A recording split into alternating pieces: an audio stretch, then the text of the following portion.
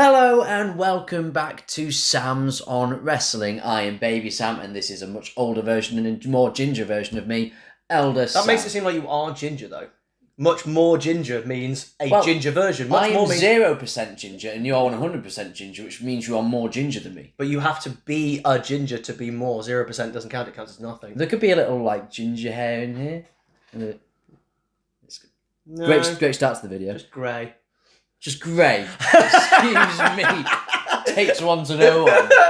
Hey. Welcome to our Lockbox series. Sam, what is our Lockbox series? Our Lockbox series is where we take, it could be a wrestling trope or a gimmick or a storyline that we just really, really detest, and we put it in this little magic box and just get rid of it forever because we don't like it. And that's how we roll. Vince's Lockbox. Exactly.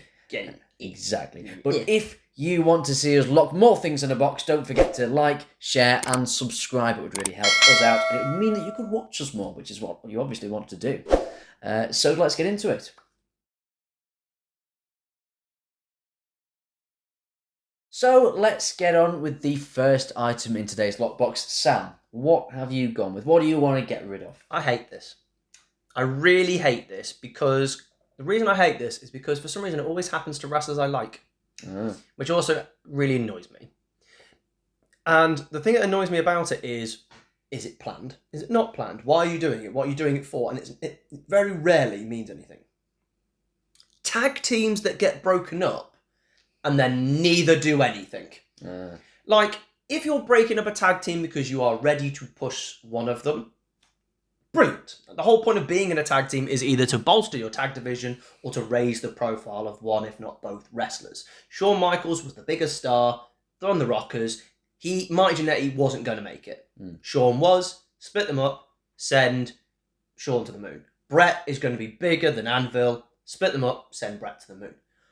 But the amount of times that they break tag teams up, and this was a big Vince thing because he clearly hated tag teams. And I don't understand why. You've got a tag team title. Just get rid of the tag titles if you didn't want to do it. Just get rid of them if you're not going to do it. But the teams that stick in my head the most are three.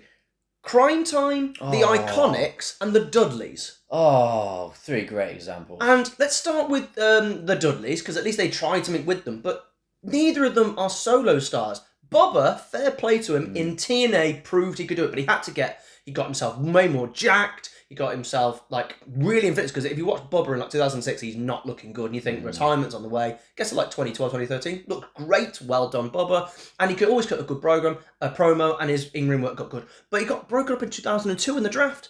Devon becomes a reverend, and Bubba stays as Bubba, and what does Bubba end up doing? Tagged as Spike Dudley anyway.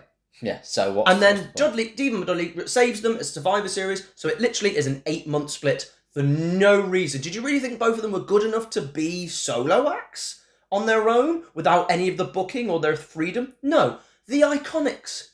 They are a tag team. That's what they are. They came as a tag team and you literally broke them up, and I think the idea was to make Peyton Royce something. And she ended up tagging anyway. She went back into a tag team, either with Lacey Evans, I think, or someone like that. It's especially idiotic when you have a women's tag team championship. Yeah, that was the other thing as well. They can't created it. The stupidest title belts, I would just scrap them immediately. But if you're going to do them, have a secondary women's title first. Why would you go the tag team route? And then obviously you had Billie Kay, who ends up trying to get back with the, Logan Schmogan and, the Riot Squad and all that lot. So she's going to tag. So you split these amazing pairs up individually. They were not stronger than each other. The whole, you're better as a whole than you are as your individuals. Yeah. But the worst one was Crime Time. They split up this really fun team. I'm not sure, how great it was from a progressive standpoint, but they were really fun. You split them up. They had a terrible match. The idea was to get Shad over, and he was going to be a world title champion, which I didn't see. I love Shad. Adore Shad. Miss you, Shad, so much. I loved Crime Time. They're one of my favourite tag teams. I loved them. I adored them. They were so much fun. Yeah. How they didn't win the tag titles. They remind me of Enzo and Cass. Why didn't you win the tag titles? And then split them up, and they're like, JTG is now a jobber doing nothing, and Shad got released. Yeah. And you're just and Shad went over, didn't he? No, JTG went over in the match. Okay. They had a strap match, and JTG went over. Shad didn't even win. Makes no sense. And they were telling Shad he was doing the right thing, and then he gets released. The amount, and I'm sure there is 1,000 others in history where tag teams have been split up, they've had a fallout, they've had a scrap, and then literally they're not on SmackDown or Raw the next week, and they're not doing anything. And it drives me up the wall. Why split them up if you're not going to push them on? I don't mind if you push somebody and it fails, kind of like the Dudleys, but it didn't even fail because they didn't give them anything. Bubba wasn't in a match on pay-per-view until Vengeance. No. I think. And the Dudleys as a team would have easily been able to get into a slot. And you can go, oh, they're getting stale. But that's when, I mean, singles wrestlers can get stale. It doesn't mean that you have to split up the tag team. You could reinvent the tag team, turn them heel, turn them face, create a new gimmick, new story. There's better ways than just the lazy way of, oh, let's just have a shocking... I think they've done the Dudleys because they wanted some shocking moments in the draft. They did, with tearing people apart, and they didn't think any of it through past then. They're like, oh... But you literally had the perfect... It was the Hardys. Yeah. The Hardys were the one who split up. They were ready to go. They already had kind of split up anyway. They got back together. And then you could have an amicable split. And literally Matt left for SmackDown months later anyway. He was literally on SmackDown by, like, the summer. Yeah. So they split up anyway. So literally you split up Matt and Jeff and the Dudleys, and you took away the entirety of the three tag teams immediately because Edge and Christian split up at the end of 2001. I just don't get it. I don't get it. I love a tag team breakup. I love it. If done right. I just think it works so well. It can be... It can DIY. DIY was fantastic. What a moment. And obviously Sean going through the window. All brilliant moments. And sometimes there can be amicable splits as well. Yeah, I like those. Kofi, Xavier and Big E. Big E going off to go win the world title. You're going to go with draft. We're not going to split up. We're splitting up because you're going to go to be the bigger star. Or you're going to go try and get yourself up. Whatever. Great. I will never understand to the day I die splitting up tag teams for no reason. I don't get it. So it's such a Vince thing. So, Sam, can I please get rid of splitting up tag teams for zero reason into the lockbox? Throw it in there. Oh, the Iconics got shattered. They could still be on telly now. They're really good. Right, bye. It's going. Splitting up tag teams for no reason. It's in the lockbox. We move on now to see what Sam, Baby Sam, our baby of Sam, what did you want to put in the lockbox? It's kind of a similar flavour to what you've done. It's a trope. Is it we've gone from a bit of strawberry to a bit of raspberry? Yeah, but we're still having jam. Ultimately. Yes. Jam is jam. Yes. Jam that jam. Yeah, and I will. So I hate when, so a wrestler turns heel or turns face, and suddenly the most dominant babyface who wins all the matches and they're a fantastic wrestler, suddenly they are terrified of any random babyface jobbers. Seth Rollins or someone like that. Suddenly they're terrible at wrestling and they can't win any match against any level of wrestler without cheating or running away or interference. On the inverse of that, these heels that have consistently got, people have had so many visual pins over them, clearly people are better than them and they just kind of scraped it. Suddenly the Miz, now when he turns babyface and starts, wanting to be cheered. Stone Cold Miz. Yeah, exactly. It's this undeniable beat the whole, what, a 3-on-1 against Sanity on his own. Yeah, exactly. Because he's righteous suddenly. He's taken on Shane. Yeah, he's got to look strong for Shane. Yeah, exactly. Do me a favour.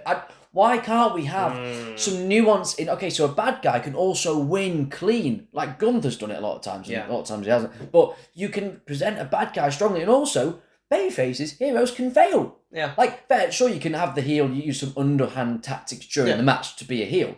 But they could just win and be better. Why? It's so lazy and it's so, it just gives no character any uniqueness to them. They're just all the same.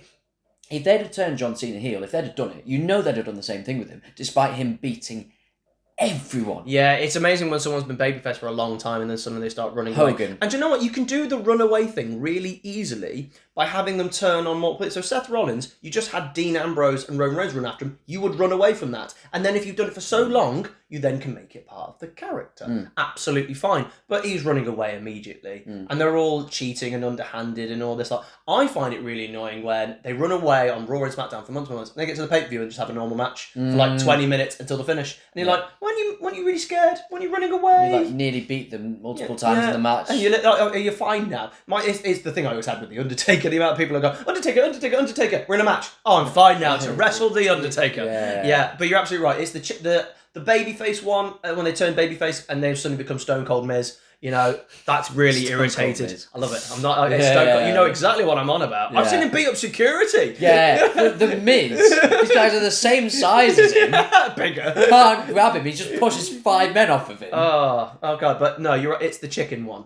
It's becoming scared and running away. You can make it part of the character. You can do it very easily. Absolutely, make them scared of the babyface. But it's when you battle someone who's big and tough and really strong. Seth Rollins is the Shield. Never ran away from anybody. They went after everybody, and then suddenly, you know, if they said it, you run away now. They haven't got us two there. It's really, but they never address it. Yeah, but then he had the authority there. Yeah, no, so yeah. they were back up, and I get your point. But I usually Seth's the one who always goes into my mind because it's like, oh, now you're the champion for the first time ever. You have to be a cowardly heel, and therefore you don't get over.